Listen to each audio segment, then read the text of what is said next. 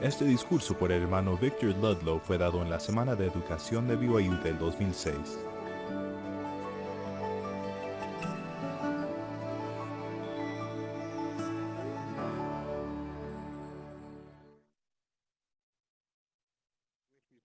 Es un placer estar con ustedes hoy día. Vamos a tratar un tema intrigante y a la vez difícil. Hablaremos de los rollos del Mar Muerto. La mayoría de la gente ha oído hablar de los rollos del Mar Muerto, pero a pesar de que ya han transcurrido 60 años de su descubrimiento, los últimos fragmentos por fin se acaban de publicar en inglés. Pregunta número 1. ¿Qué son los rollos del Mar Muerto? Son manuscritos antiguos, escritos principalmente en hebreo, que fueron descubiertos en cuevas y yacimientos arqueológicos a lo largo de la costa noroeste del Mar Muerto. Esos rollos y fragmentos, encontrados en 11 cuevas de la región de Qumran Wadi, se llaman los rollos del Mar Muerto, a menudo abreviados en inglés con la sigla DSS. Como se ve en este mapa, Qumran está en el sector noroeste del Mar Muerto, unos 13 kilómetros y medio al sur de Jericó, al este de las zonas de drenaje provenientes de Jerusalén y de Belén. En general, la denominación de rollos del Mar Muerto se refiere a una variedad de documentos encontrados en varios sitios de la costa oeste del Mar Muerto, incluyendo Masada. Específicamente, y en general el sentido que le dan los eruditos, esa denominación se refiere a los manuscritos encontrados en 11 cuevas de la región de Qumran, como se muestra en este mapa. La palabra Qumran probablemente viene del árabe y parece significar colina de la luna o cerro corcovado.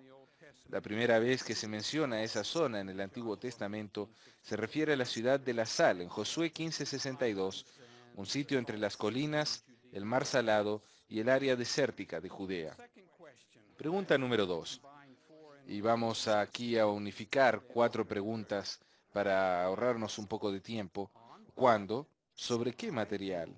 ¿Por quiénes y por qué se escribieron o copiaron los rollos del Mar Muerto? Primero que nada, ¿cuándo? Fueron escritos aproximadamente entre el año 250 al 50 de la era común o cristiana. Explicaré a qué se refiere esto de la era común, como si estuvieran leyendo ustedes comentarios o artículos sobre los rollos del Mar Muerto. La era común se refiere a la que nosotros hoy en día llamamos después de Cristo en nuestro calendario cristiano. Entonces, cuando hablamos de lo que ocurrió antes de la era común, nos referimos a las fechas que corresponderían a los manuscritos del Antiguo Testamento y anteriores a esto. Y cuando hablamos de la era común, nos referimos a AC, a ADC, es decir, de- a las fechas de la era común o cristiana. Así que durante este tiempo antes de la llegada del Salvador a la tierra y un tiempo después, fue cuando se escribieron los rollos. ¿Sobre qué material? Sobre pergaminos, que es una clase de cuero, pero mucho más delgado que la piel o cuero que conocemos comúnmente. Se curten con delicadeza, se escriben, se arrollan o enrollan y se guardan en vasijas de barro como esta que tengo y que se conoce como un jarrón de Qumran. Estos rollos de pergamino eran cueros o pieles de animales como las cabras, las ovejas y los ciervos. Sin embargo, algunos de los rollos estaban escritos sobre papiro, que es como el papel, e incluso un rollo del que hablaremos más adelante que estaba grabado en metal. ¿Por quiénes? Seguramente por los esenios, una comunidad religiosa judía que mencionaremos más adelante. ¿Por qué? Los usaban para estudiarlos individualmente y en conjunto. También los incluían en sus archivos y bibliotecas. Y algunos de los rollos, en particular los del Torah o Pentateuco, aparentemente se escribían para venderlos, como fuente de ingresos para esa pequeña comunidad indefensa, para que pudieran mantenerse en las zonas desoladas de las cercanías del Mar Muerto. Aparentemente, poco después de que Alejandro Magno introdujo la cultura griega en Judea, durante la década de los años 330 a.C., algunos judíos devotos, conocidos como los esenios, empezaron a aislarse de la influencia helénica y se apartaron del pueblo principal judío. No creían que fuera posible vivir en el mundo sin pertenecer al mundo. Tuvieron que apartarse del mundo y algunos se establecieron en la región de Qumran. Los esenios constituían la tercera comunidad religiosa judía de la última etapa del período del Segundo Templo. En comparación con los fariseos y los saduceos, eran probablemente la tercera población religiosa judía. Algunos de sus escrituras sagradas y otros manuscritos pudieron haberse escrito antes de esa época y luego se los trajo a Qumran, pero muchos de los rollos sin duda fueron preparados y escritos en Qumran. Pregunta número 3. ¿Cómo se determina la antigüedad, la composición y el texto de los rollos del Mar Muerto? Existen tres técnicas principales que se utilizan. La primera es la paleografía, o sea, el estudio de manuscritos antiguos.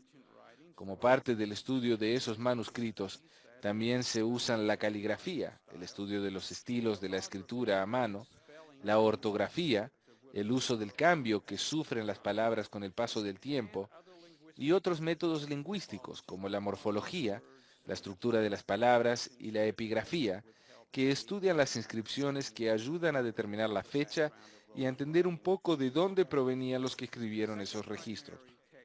La segunda técnica principal es el estudio arqueológico, a dónde se encontraron esos rollos particulares en un yacimiento arqueológico, como por medio de la estratigrafía, que es establecer el contexto y la antigüedad de los artefactos encontrados en diferentes capas o estratos de los yacimientos arqueológicos. Examinan la vajilla de barro, las monedas, las telas y otros objetos que se encontraron en el mismo nivel arqueológico. Una vez que determinan la antigüedad de ellos, se supone que los rollos de ese yacimiento y de ese estrato son aproximadamente de la misma fecha. Para el tercer sistema que pueden usar es lo que yo llamo la técnica CSI, porque así se llama uno de mis programas favoritos de televisión, y tiene que ver con el emplear técnicas adelantadas, asistidas por la computadora, tales como la que se abrevia AMS. Esta AMS consiste en determinar la proporción de la masa del ión comparada con la carga de este, si es que entiendan lo que les digo. Lleva a determinar la composición de una muestra. Es una técnica analítica que detecta dicho porcentaje de los iones, de la masa y de otros elementos para poder definir la composición de una piedra, un artefacto arqueológico o, en este caso, un rollo.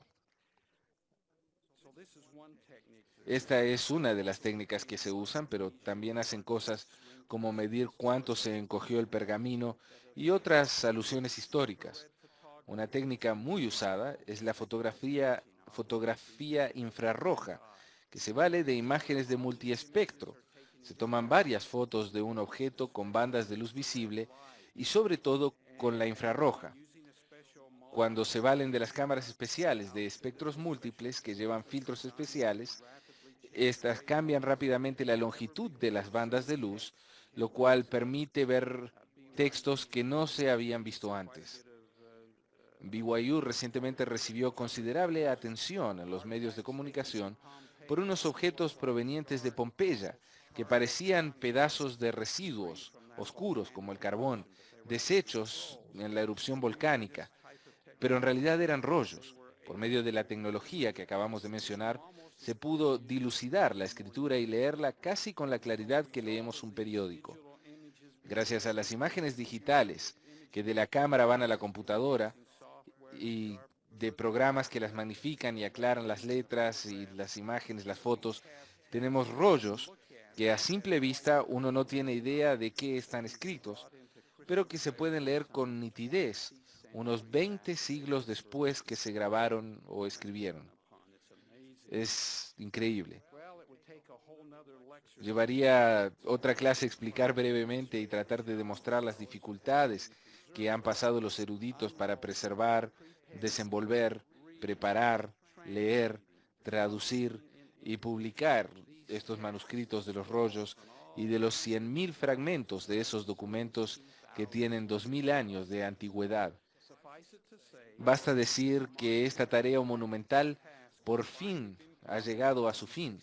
después de más de 60 años del descubrimiento de los primeros rollos, con la ayuda invaluable de la Universidad Brigham Young. Pero eso requeriría una clase entera. Pasemos a la cuarta pregunta. ¿Quiénes son los esenios? Eran seguidores casi fanáticos de la ley de Moisés durante la última etapa del período del Segundo Templo. Se apartaron tanto como les fue posible de las principales comunidades religiosas de su época. Eran los fieles, los santos de esos tiempos. De hecho, eso es lo que significa su nombre. Menos del 10% de los esenios de esa época vivían en Qumran o cerca de allí y formaban una sociedad especial de hombres puros que vivían bajo un convenio nuevo, como lo llamaban, y pensaban que vivían en una época muy próxima a la venida del Mesías. Estos esenios, los piadosos o santos, como ya mencionamos, eran la comunidad tercera en números de habitantes de la última época del período del Segundo Templo. Creían que no podían vivir en el mundo corrupto ni asociarse con el Templo de Jerusalén, donde el oficio de sumo sacerdote, del sacerdocio levítico, se había corrompido completamente en un periodo anterior, cuando el linaje, la devoción y la exactitud de los ritos habían sido reemplazados por el asesinato, el chantaje y la avaricia, los que los que llegaron a ser requisitos para obtener ese noble oficio. Y el que lo obtenía supervisaba la adoración en el templo bajo la ley de Moisés. Probablemente el grupo de judíos actuales que continúan las creencias de los esenios, y hasta se parecen en nombres, son los llamados Hasidim, los fervientes y místicos judíos contemporáneos. Considerando las creencias y costumbres de los fariseos, los saduceos y otros grupos religiosos judíos de ese tiempo, los esenios tal vez eran los mejores, si es que cabe la palabra, entre las religiones apóstatas judías de la época. Pregunta número 5. ¿Cómo llegaron los rollos del Mar Muerto a esas cuevas? Algunos de ellos en jarrones como estos, otros en estanterías o guardados con artículos almacenados. Había tres formas principales de almacenar o guardar usadas en la antigüedad que posibilitaron el que los rollos se hayan conservado hasta ser descubiertos unos 2000 años más tarde. El primero se llamaba el geniza. Un geniza era un lugar donde se conservaban registros hebreos y manuscritos sagrados. Era un sitio que podía encontrarse en una sinagoga y allí ponían estos registros antiguos. Ellos consideraban que tenían que conservar todo manuscrito escrito en hebreo o que fuera sagrado. No podían arrojarlos con la basura, ni podían quemarlos, ni profanarlos de ninguna manera. Los guardaban y en algunos casos incluso los enterraban. Y casi tenían una ceremonia fúnebre al hacerlo, porque pensaban que esos registros eran tan importantes que tenían que venerarse y respetarse. El segundo método que usaban era ponerlos en lo que podríamos llamar un depósito, un lugar para esconderlos y protegerlos de los romanos que andaban por esos lugares camino a Masada y que querían desarraigar a los fanáticos que allí habitaban. Aparentemente el pueblo de Qumran pensó que la guerrilla duraría unas pocas semanas y que después los romanos se marcharían, porque ¿quién querría permanecer en ese clima desértico del Mar Muerto? Pero para su sorpresa y en particular para la sorpresa de los romanos, estos fervorosos creyentes resistieron durante años y no semanas. Durante ese tiempo los esenios fueron esparcidos o exterminados y nunca volvieron a buscar los registros que habían escondido y enterrado en algún depósito. Los famosos rollos de Isaías y estas vasijas aparentemente se encontraban entre ese grupo de registros.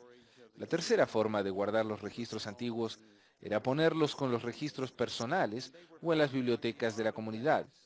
Se encontraron, entre otros objetos, ropa y artículos que marcaban la existencia de ese pueblo que vivían en las cuevas. Para resumir, piensen en esto. Los documentos escritos hace unos 2000 años en pergaminos, papiros y otros materiales se preservaron de tres formas. Primero, los documentos que estaban gastados e ilegibles y que habían dejado de ser útiles los guardaban en un geniza, como los de la cueva número 4. O los guardaron en un hueco o escondrijo porque pensaron que podrían volver a buscarlos al poco tiempo. No obstante, no se encontraron sino hasta 2000 años más tarde, como los que estaban en las cuevas número 1 y 3. O fueron abandonados cuando tuvieron que huir apresurados. Los dejaron ahí nomás, sobre estanterías o en cualquier otro lugar, dentro de sus viviendas o lugares de adoración, expuestos a los elementos durante 2000 años, como sucedió en el resto de las cuevas. Es impresionante que haya perdurado lo que perduró, si piensan un poco. Pregunta número 6. ¿Cuándo y cómo se encontraron los rollos del Mar Muerto? En 1947, un pastor beduino arrojó una piedra dentro de las numerosas cuevas de la región de Wadi Qumran y oyó el ruido de algo que se quebraba, como de un objeto de vidrio. Más tarde, otro pastor, llamado Mohamed Ed-Dib, conocido en español como Mohamed el Lobo, regresó y encontró 10 jarras, 8 de las cuales ya estaban vacías, tal vez algunas desde hace siglos. 7 de los rollos principales se hallaron en esa cueva. 2 años más tarde, algunos arqueólogos recuperaron unos 70 fragmentos de ese yacimiento. Beduinos y arqueólogos, desde 1952 a 1956, sistemáticamente localizaron y excavaron las otras cuevas y vendieron o conservaron lo que quedaba en ellas. Se pueden encontrar referencias que mencionan rollos y manuscritos en vasijas de arcilla en las cercanías de Jericó y del Mar Muerto en documentos antiguos hasta los años más o menos 800, por allá en el tiempo de los bizantinos. También hay algunos más recientes, escritos en árabe, que mencionan cueros secos muy antiguos de esa zona que ellos usaban para hacerse la suela de las sandalias por ser tan duros y durables. Pero como he indicado, el verdadero descubrimiento de los rollos del Mar Muerto ocurrió en 1947, cuando Jum Muhammad Khalil arrojó una piedra a la cueva número 1. Pregunta número 7. ¿A dónde se encuentran los rollos actualmente? La mayoría está en Jerusalén. Los 7 rollos más importantes de la cueva 1 están en el santuario del libro. La mayoría de los fragmentos de manuscritos, o sea, los pedazos de los rollos originales, están en el Museo Rockefeller al oriente de Jerusalén. Otros rollos del Mar Muerto están en Amán, Jordán y en París, Francia. Algunos piensan que hay rollos hasta en los archivos del Vaticano y en otras colecciones, tanto privadas como de instituciones, pero eso no se ha verificado.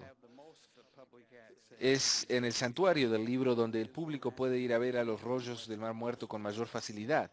Se encuentra en el Museo Nacional de Israel, al oeste de Jerusalén. No se sabe, por supuesto, si existen otros rollos del Mar Muerto.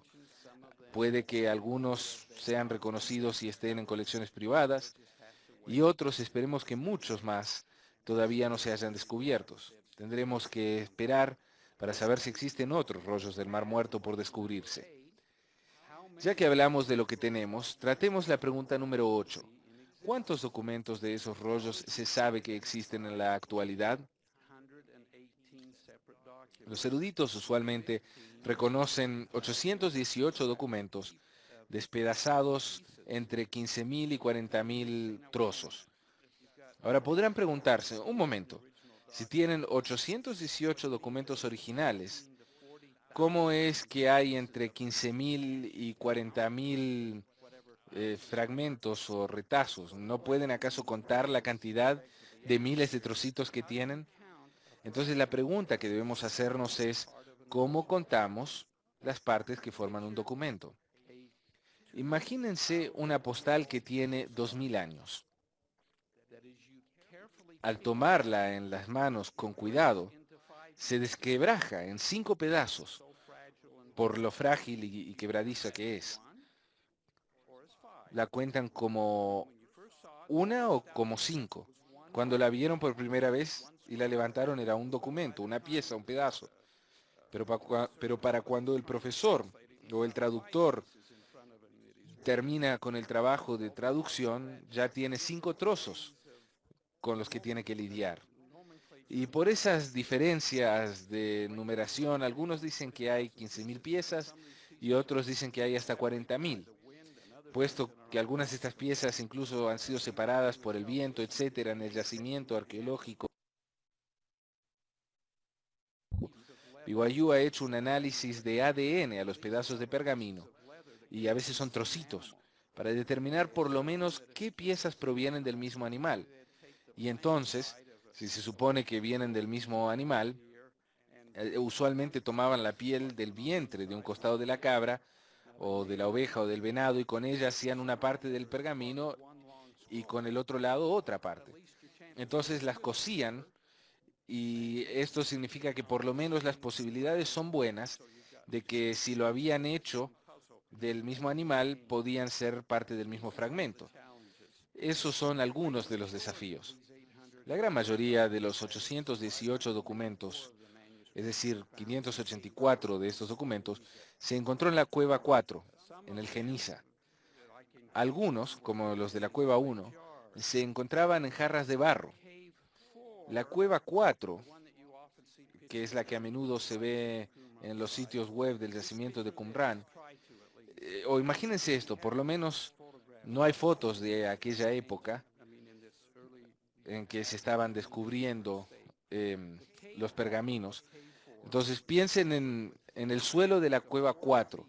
Estaba cubierto por más o menos 1 metro de una mezcla de fragmentos de rollos, estantería de madera podrida, tierra, arena e insectos. Imagínense que están tratando de cernir todo eso para encontrar los trocitos de pergamino. Piensen que al principio se trata de un pergamino nuevo, de piel o cuero, unas partes añadidas a las otras hasta tener un rollo de entre 5 y 7 metros de largo. De ancho tiene unos 30 centímetros. Así que a la ligera podemos calcular que tiene una superficie de unos 2 metros cuadrados para escribir. 2000 años más tarde, especialmente allí en el Geniza, con suerte se podrán encontrar pedacitos de 30 centímetros cuadrados de lo que habían sido unos 2 metros cuadrados. Generalmente se lo encontrará desintegrado entre 20 y 50 piezas, algunas de las cuales coincidirán con otras, como si fuera un rompecabezas, pero otras despegadas, sin sentido, y no se podrá adivinar de qué rollo provienen. Algunas son de tamaño de una estampilla de correos, y la mayoría tienen escritura tan diminuta que es imposible descifrar lo que se dice sin una lupa. Esos fueron algunos de los primeros obstáculos. Pregunta número 9. ¿En qué idiomas principales estaban escritos los rollos del Mar Muerto? La gran mayoría estaban escritos en hebreo, el idioma más común del Antiguo Testamento. Otras en arameo. Algunas partes también del Antiguo Testamento están escritas en arameo. Arameo era el idioma internacional que empleaban los judíos en su patria, Judea, y durante la diáspora o la diseminación de los judíos entre los años 536 antes de Cristo al año 70 después de Cristo. Es esta de la época de la que estamos hablando ahora, hasta el comienzo de la Edad Media. Algunos de estos rollos se escribieron en arameo porque era el idioma hablado. Cuando Jesús le hablaba al pueblo, sin duda lo hacía en arameo. La minoría de los rollos del Mar Muerto se escribían también en griego. Eso nos ayuda a entender un poco más de la Biblia, porque en la época en que se hizo la traducción al inglés, la versión del Rey Santiago, los eruditos cristianos que tradujeron tenían un conocimiento limitado del hebreo y del arameo y esos idiomas. Por lo tanto, ayuda el tener copias más antiguas al alcance y entender mejor el idioma hebreo, ya que una variedad de expertos judíos trabajan con esos manuscritos, y también considerando que el hebreo ha sido resucitado como idioma cuando se estableció el Estado judío de Israel. Con el descubrimiento de estos antiguos registros y más conocimiento del idioma, entendemos por qué los rollos del Mar Muerto sirven de gran ayuda a los traductores de la Biblia. En cuanto al idioma griego, era un lenguaje muy importante durante ese periodo. A pesar de que estamos hablando principalmente de la era romana, el griego seguía dominando.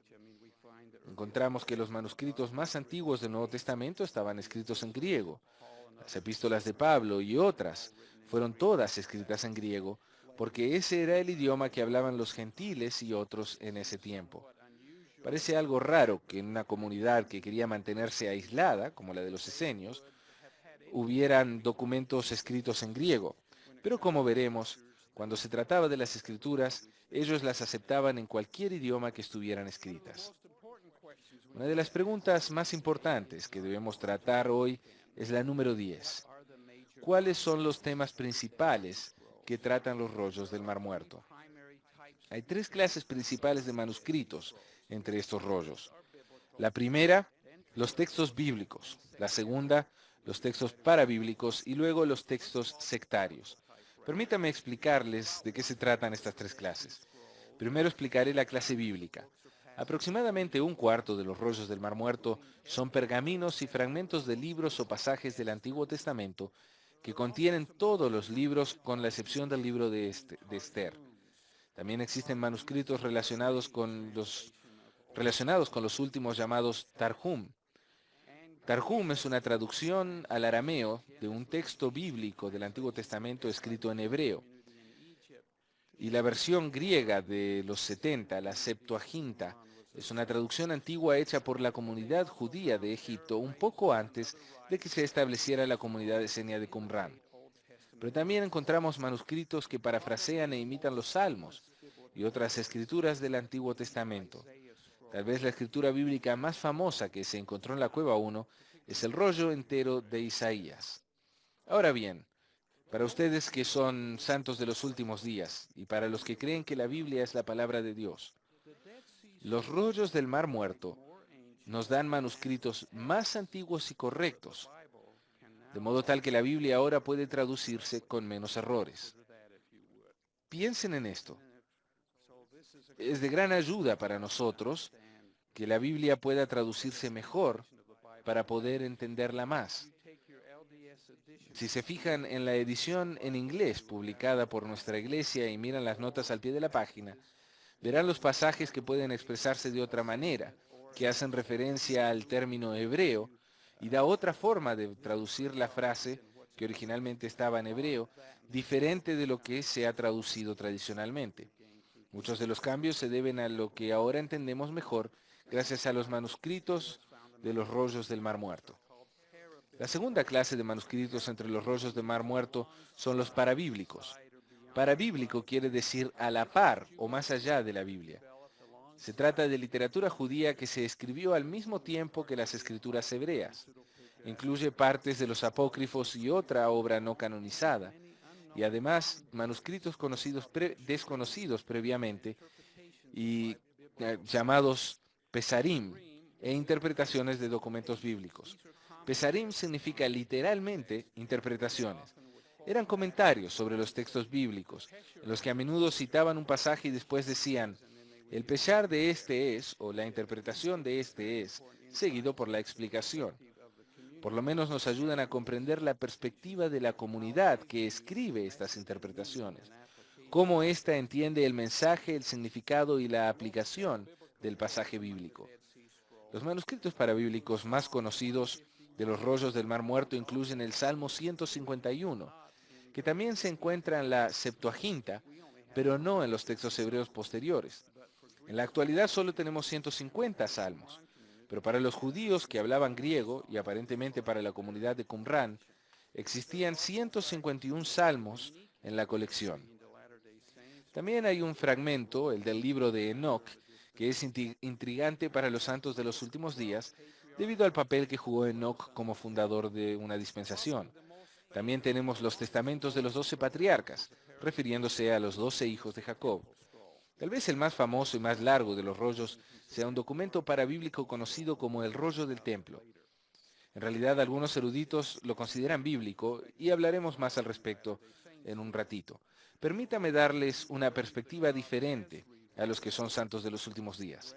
Para los que creen que Dios ha revelado cosas grandes e importantes a sus hijos durante todas las épocas, los rollos del Mar Muerto nos ayudan a comprender por qué algunos israelitas de la época antigua, los esenios, trataron de edificar su propio reino de Dios por medio de un convenio basado en las enseñanzas y en los manuscritos que tenían además de las escrituras canonizadas. Aprendemos más acerca de las creencias de esa comunidad a través de la tercera clase de materiales encontrados entre los rollos del Mar Muerto, los llamados documentos sectarios. Se encontraron muchos registros de distintas clases de la comunidad del Qumran, como libros de reglas, himnos y textos litúrgicos. El más famoso es el Manual de Disciplina, también llamado Reglas de la Comunidad. El Manual de Disciplina fue uno de los 7 rollos que se encontraron en la Cueva 1. Ha servido a los expertos como documento base para entender mejor al grupo de Qumran. Parece ser una especie de constitución, y fragmentos de ese manual se han encontrado en otras cuevas. Existió allí una comunidad judía diferente de las otras de su época, que no tenía profetas, pero que conservaba escrituras de los profetas del Antiguo Testamento. Consideren esto. Para los que creen en el privilegio de adorar al Dios omnipotente de acuerdo con los dictados de su propia conciencia y le dan a los otros el mismo privilegio, los rollos del Mar Muerto revelan cómo, dónde y qué esta comunidad religiosa, que se parecía mucho a la de los primeros cristianos, adoraba en esa época. Pasemos ahora a la pregunta número 11. ¿Qué libros del Antiguo Testamento parecían tener más importancia para los esenios? De todos los libros del Antiguo Testamento, ¿cuáles parecían preferir? Aquí tenemos una gráfica que muestra los manuscritos bíblicos descubiertos como parte de los rollos del Mar Muerto. Primero que nada, que notarán que los libros del Pentateuco, la palabra griega significa 5 libros, los llamados libros de Moisés, se citan allí a menudo, en particular Deuteronomio. La segunda sección principal de los libros del Antiguo Testamento son los libros de escritos. Esta es la parte histórica y poética. Notarán que el libro de Salmos es, sin lugar a dudas, el más citado de esta clase de libros. Pero el núcleo del Antiguo Testamento eran los libros de los profetas. Por supuesto, la comunidad de los esenios citaba, copiaba y estudiaba las escrituras del profeta Isaías más que ninguna otra. De cada una de esas 3 secciones del Antiguo Testamento, ellos tenían un libro clave. Fíjense en el Nuevo Testamento, en los pasajes citados del Antiguo Testamento. En la edición de la Biblia en inglés, publicada por nuestra iglesia, se encuentra lo que se llama el diccionario bíblico, algo que los miembros rara vez consultan. Allí están anotadas las citas del Antiguo Testamento que aparecen en el Nuevo Testamento. Se darán cuenta de que predominarán las citas de esos 3 libros que nombramos, Deuteronomio, Salmos e Isaías.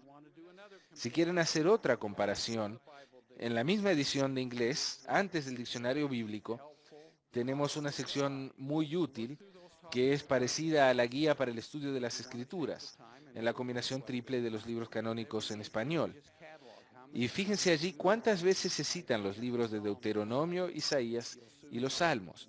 Se darán cuenta de que aparecen más a menudo que los demás libros del Antiguo Testamento. Es interesante cómo nuestro Salvador utilizó esos 3 libros durante su ministerio. Empleó Deuteronomio para contestar las preguntas difíciles en los momentos de confrontación que tenía a menudo con los escribas y fariseos. Por lo general, Deuteronomio era la fuente que citaba. Pero, cuando enseñaba a sus discípulos y apóstoles y trataba de prepararlos para el papel de líderes que ocuparían en su futuro reino en la tierra, se valía principalmente del libro de Isaías. Y cuando enseñaba a las muchedumbres, los salmos eran los que prefería. De hecho, el Salvador citó más los salmos que ningún otro libro del Antiguo Testamento.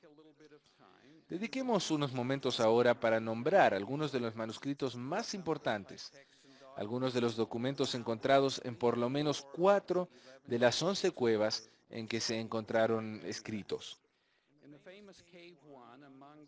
En la famosa Cueva 1, entre los 7 documentos encontrados, los 5 más importantes constituían el rollo de Isaías. Tiene 7 metros de largo y contiene los 66 capítulos de Isaías en 54 columnas de escritura hebrea. Lo malo es que entre las columnas de escritura y en los bordes hay agregadas palabras y hasta frases que se les habían pasado al hacer la copia o que eran incorrectas en el texto y por eso se corrigieron al margen. Aparentemente se trataba de una copia, no sé si usar esta palabra para referirme a las escrituras, pero era como chatarra. Estaban tan mal escritas que nadie las quería usar, pero no podían echarlo a la basura, así que lo pusieron en un jarrón y allí se preservó en mejor condición. El pergamino no se había arrollado y desenrollado para leerlo, era bastante nuevo y por eso es claro y fácil de leer incluso en la actualidad. El segundo documento famoso de la Cueva 1 es el Manual de Disciplina. Ya hemos mencionado estas reglas de comunidad. En otras cuevas también se encontraron fragmentos. También había un rollo de guerra que contiene un relato de la batalla de los hijos de luz contra los hijos de las tinieblas, que comenzó en los cielos y siguió en la tierra. Ahí hay símbolos importantes. También se encontraron algunos salmos de agradecimiento, unos 25 salmos e himnos, incluyendo algunos pasajes referentes al Mesías. También se encontró lo que llamamos el apócrifo de Génesis, que narra la historia de Noé y de Abraham en arameo. Es el único ejemplar en existencia. Esos son los manuscritos más importantes de la Cueva 1. Pregunta número 13. ¿Qué manuscritos famosos se descubrieron en la Cueva 3? El más importante es el llamado rollo de cobre. Es en realidad una lámina enrollada de 5,5 metros de largo. Contiene una lista de tesoros. Son 12 columnas en las que se anotan 64 lugares donde se habían escondido y enterrado varias clases de cosas valiosas. Está escrito en código porque obviamente no querían que se entendiera con claridad. No nos hemos enterado de que se hayan encontrado ninguno de los tesoros cuando se buscó en distintos lugares. Y les digo con certeza que hay gente que ha tratado, pero hasta la fecha es tan misterioso lo que dice que algunos hasta dudan de que sea un documento genuino y correcto. Y aunque fuere cierto, se duda que los tesoros enterrados existan en la actualidad. Pregunta número 14. ¿Qué registros escritos se encontraron en la cueva 4, el Geniza? Esta es la cueva más importante para los rollos del Mar Muerto, pero en la cueva 4 no se encontró ningún rollo entero. Allí es donde se encontraron los varios miles, una innumerable cantidad de fragmentos, de casi 600 manuscritos, algunos pedacitos de tamaño de un sello de correo. Allí se encontraron toda clase de registros, bíblicos, parabíblicos y sectarios. Algunas escrituras intrigantes, como la Asunción de Moisés, el libro de Enoc y los Jubileos. La mayoría de este material por fin se ha publicado e incluso puede que esté en algunas bibliotecas públicas a su disposición. También está la famosa Apocalipsis mesiánica, que trata del advenimiento del Mesías y su resurrección. De hecho, hay unos 30 manuscritos entre los rollos del Mar Muerto que mencionan personajes ungidos o Mesías. Incluso a los profetas a menudo los llaman Mesías o ungidos, dando a entender que se trataba de una ordenanza o apartamiento. Hay algunas bienaventuranzas y el documento de Damasco, que es otro libro antiguo que se encontró entre los miles de fragmentos de la Cueva 4. Pregunta número 15. ¿Qué manuscritos importantes se descubrieron en la Cueva 11? Estamos guardando lo mejor para el final.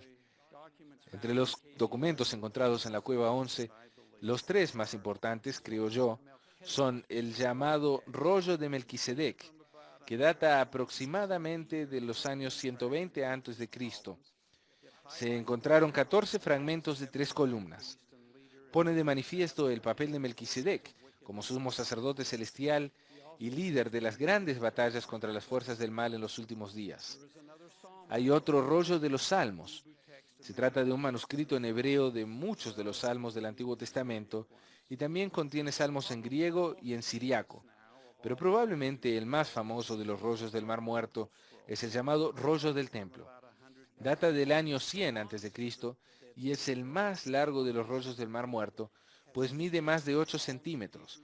Contiene 66 columnas de escrituras en hebreo en 19 pergaminos y fue escrito por 2 escribas por lo menos.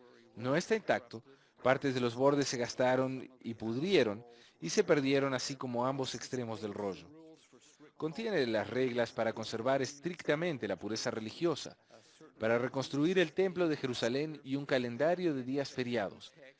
Escrito en hebreo, Dios le habla en primera persona del singular a un profeta que los expertos piensan es Moisés. Los esenios lo consideraron un complemento del libro de Deuteronomio. Era como un segundo Torah para esta comunidad y sin duda lo consideraban parte de las escrituras. Hay una historia intrigante sobre su descubrimiento. Yijael Yadin, un general israelita, le compró el rollo a un comerciante de antigüedades llamado Cando, que era de Belén, poco después de la Guerra de los 6 Días en 1967. Cando lo había comprado unos 15 años atrás, pero lo conservó debido a varias leyes jordanas, porque hasta el año 67 Jordania gobernaba a Belén y tenía leyes estrictas sobre lo que se podía pagar por centímetro cuadrado. Pero la ley no tomaba en consideración que cuando uno colecciona algo, y supongo que hay coleccionistas entre ustedes, y ustedes sabrán esto, que lo que importa no es el tamaño del artefacto, no importa ni siquiera a veces la edad o la condición. La característica más importante que determina el valor de un artículo en una colección es la rareza.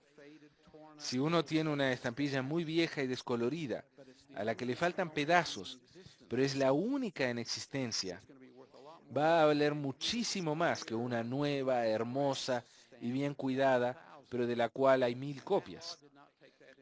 Y esta ley a la que me refiero no consideraba aquello.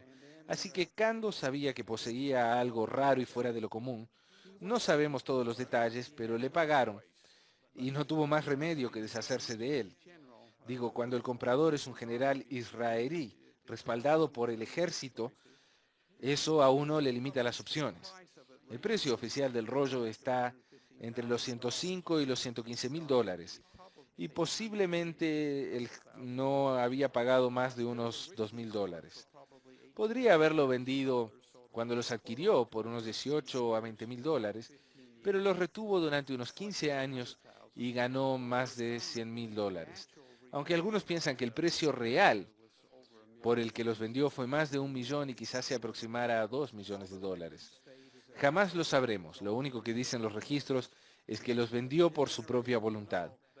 Es interesante que desde esa venta del rollo del templo no han aparecido más rollos en el mercado de antigüedades.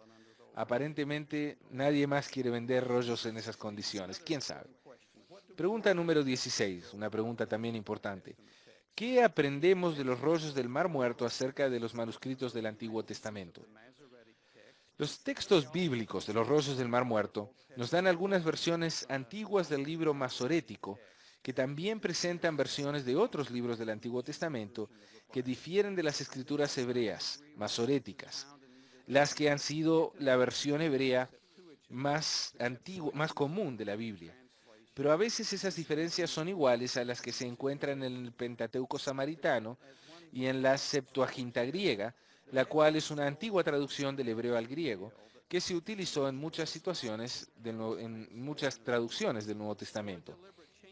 Como dijo un erudito católico, los manuscritos del rollo del Mar Muerto revelan que la Septuaginta no era una traducción incorrecta del hebreo, como pensaban algunos, sino que en realidad era una traducción esmerada de una versión diferente en hebreo o una revisión crítica de ciertos libros. Los rollos del Mar Muerto son muy útiles en las traducciones actuales de la Biblia.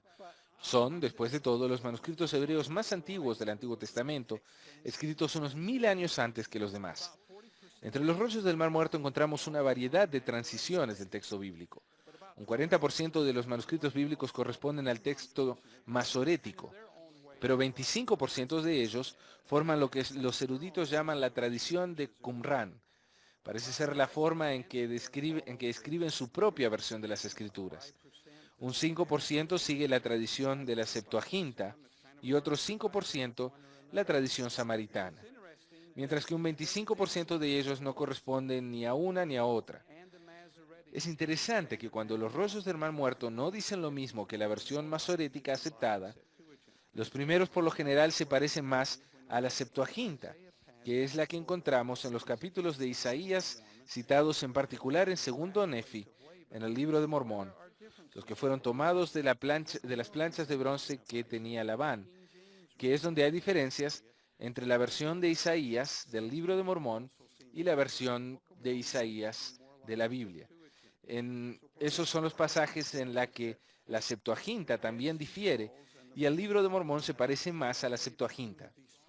Tal vez lo que eso indica es que los rollos del Mar Muerto y el Libro de Mormón, o sea, las planchas de Labán, tienen una gran influencia de la misma tradición que también influenció a los traductores de la Septuaginta. ¿Cuál es la importancia general de esos manuscritos bíblicos? Primero que nada, son los manuscritos más antiguos de la Biblia.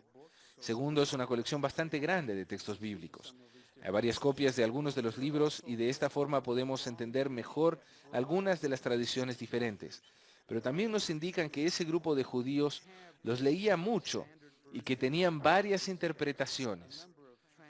No tenían solo una versión de los textos, sino que estudiaban varias traducciones o versiones. Pregunta número 17. ¿Cuál era el objetivo más importante de la comunidad escénica? Se basaba en la pureza literal y ritual y en la observancia correcta de las celebraciones y las ordenanzas requeridas de un pueblo del convenio, de participar en la adoración en el templo durante el conflicto entre el bien y el mal en los últimos días. Mucho de lo escrito define las leyes de Dios, es legalista, también revela verdades divinas, es apocalíptico, y también trata del fin del mundo, o sea, es escatológico.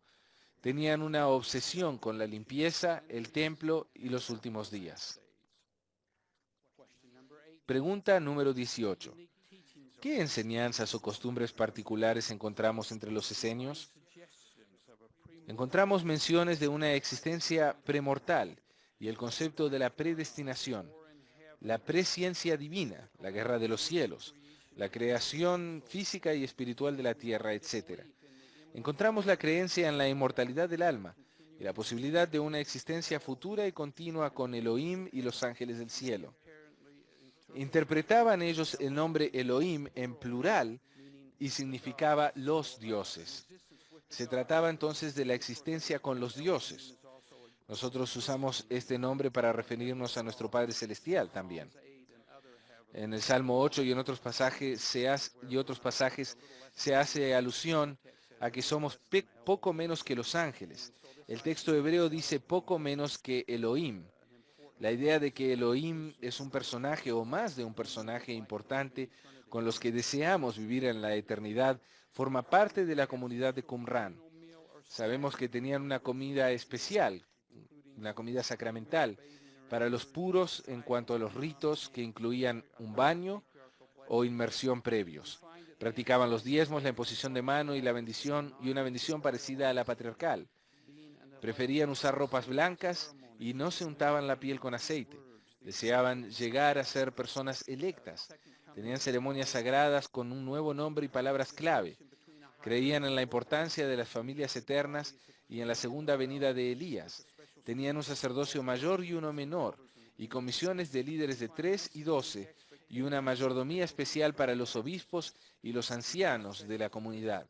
Esperaban la llegada de un Mesías, de un maestro de rectitud, y especulaban sobre los que vendrían antes que él, uno del tipo de Masíac ben David, gobernante de Israel, uno como Masíac ben Josep, o sumo sacerdote ungido profetizado para ser el antecesor del Mesías.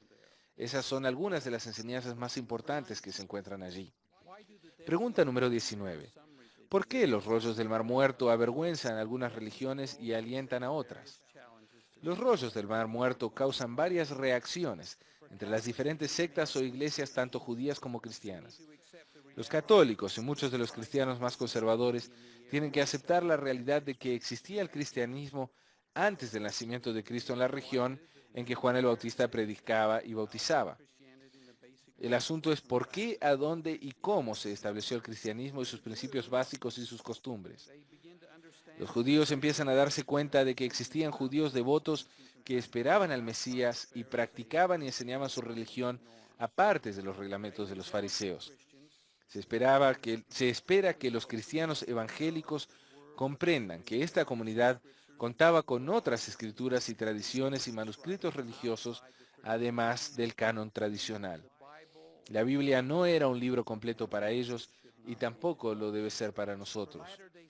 Para los santos de los últimos días, El dilema es qué apoyar y qué rechazar de esa comunidad antigua. No debemos tratar de probar la restauración por medio de los rollos del Mar Muerto. Sin embargo, los rollos del Mar Muerto nos ayudan a comprender creencias religiosas que no se conocían en el mundo cuando comenzó la restauración hace 2 siglos.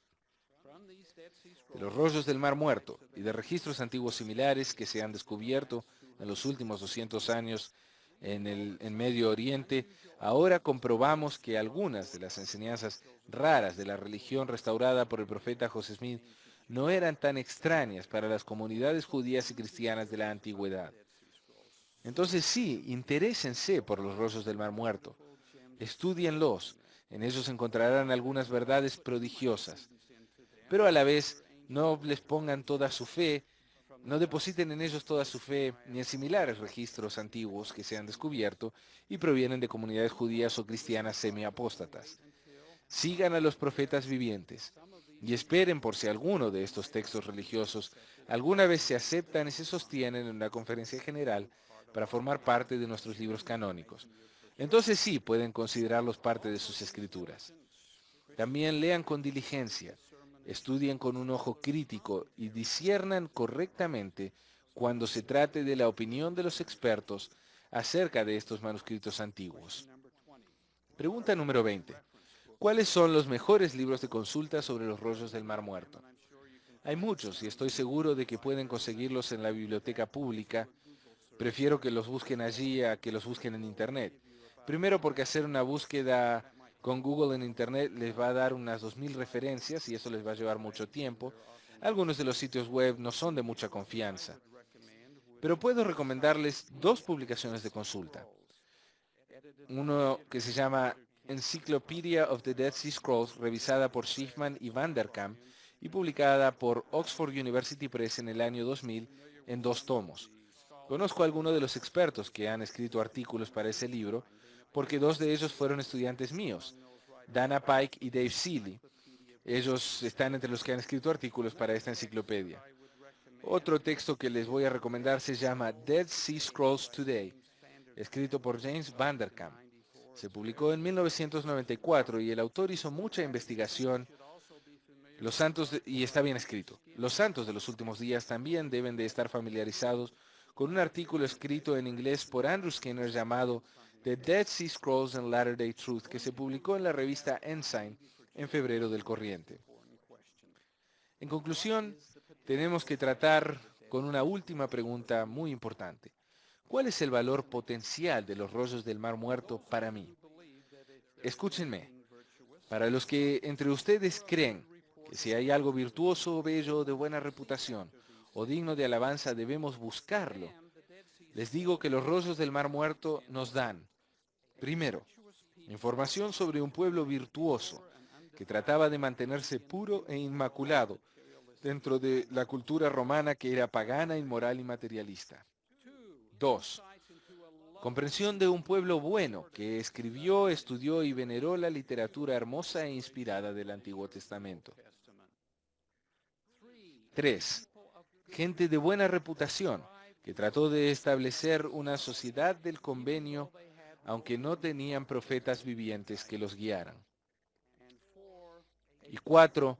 Un pueblo digno de alabanza por su dedicación a preservar, comprender y vivir la palabra de Dios, mientras sufría muchas cosas y trataba de poder soportar todas las cosas hasta que llegara el Mesías. Como mínimo, podemos aprender de ellos los medios de que se valieron para vencer las dificultades similares que podamos afrontar al prepararnos para la venida del Mesías. Ruego que nosotros podamos hacerlo y que estos y otros recursos nos fortalezcan. Esta es mi devota oración. Dejo estas palabras con ustedes en el nombre de Jesucristo. Amén. Para más información sobre este programa, visite nuestro sitio web a byubroadcasting.org.